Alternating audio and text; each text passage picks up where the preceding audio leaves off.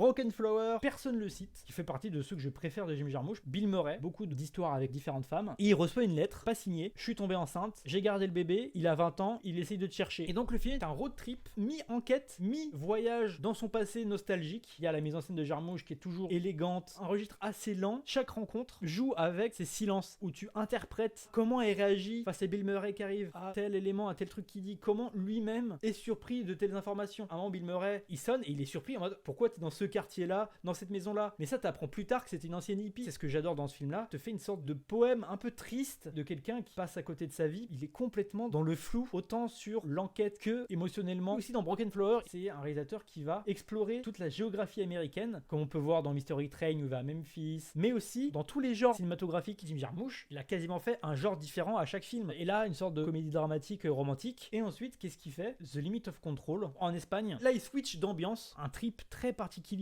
où tu suis Isaac de Bancolé, tueur à gages, qui doit faire une mission. On s'arrête là parce qu'on est une sorte de non-narration, de non-histoire, d'attente pure et d'abstraction qui en fait un film qui est quand même un peu compliqué à appréhender et à mater. Réflexion sur l'art et sur le cinéma hollywoodien. Et du coup, il prend le genre de thriller d'assassin, comme peut y avoir avec Collateral, pour te garder que les moments d'attente et avec des procédures et des éléments récurrents. À un moment, il va beaucoup s'échanger des messages par boîte d'allumettes et il va lire le message et l'avaler. Et ça, tu vas le voir une dizaine de fois dans le film. T'as beaucoup ce moment très jarmouchien où tu vas remplir toi-même les trous du scénario. Tout est tellement abstrait et minimal. J'ai été un peu perdu dans ce film. La photographie a beau être magnifique, une mise en scène qui met vraiment bien en valeur les villes dans lesquelles il va. Quand il attend, il visite la ville et il profite de l'architecture, de la musique locale, de peinture. Le propos, même s'il est un peu dur à saisir, le cinéma tourne à vide. On sait même plus contempler, on sait même plus voir ce qu'il y a d'intéressant et de beau dans les choses. Et le film prend le contrepartie de ça, de te faire une intrigue un peu à la Ghost Dog, d'un professionnel qui va tuer des gens avec des messages qu'il lit, qui bouffe après. Sauf que là, il se passe rien. C'est un film que je regrette pas d'avoir vu. Le film dure 1h50 et c'est un peu long. C'est quand même intéressant de le voir. Only Lovers Left Alive. Je regarde 5 ans après, je le revois et je suis toujours pas complètement convaincu par le film. Mais là, je profite quand même de sa beauté mélancolique, de la pure ambiance cinématographique avec cette histoire de vampires qui sont des artistes, des intellectuels. Tout le film, une réflexion sur la décrépitude des zombies qu'ils appellent les humains, pour tout ce qui est l'art et même la création humaine, parce que la science est très importante. Tesla est cité en même temps que Schubert. C'est un film qui est beaucoup plus accessible et beaucoup plus aimable que Limit of Control. Reste que je rentre pas totalement dedans, je suis pas emporté par ce qu'il veut me raconter, j'ai pas été émotionnellement pris. Je reste un peu sur ma faim.